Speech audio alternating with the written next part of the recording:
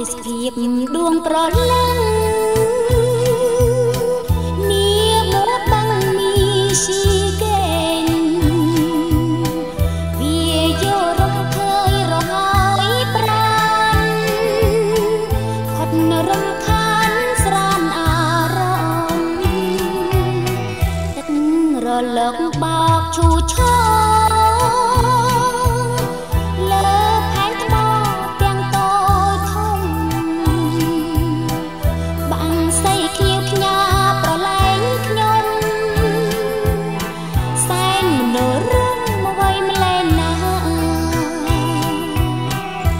ចោលធ្ងួចងោ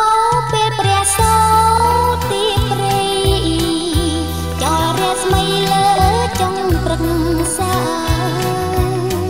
សូរសិនសត្រីដោយតន្ត្រីថ្នមអរ៉ាពេលខ្ញុំលាឃ្លាតទៅឆ្ងាយគុណមើលបឹងជាចុងក្រោយនាំចិត្ត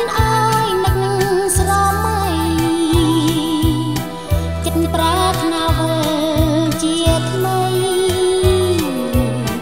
ព្រួងអាឡ័យមីស៊ីហ្គេន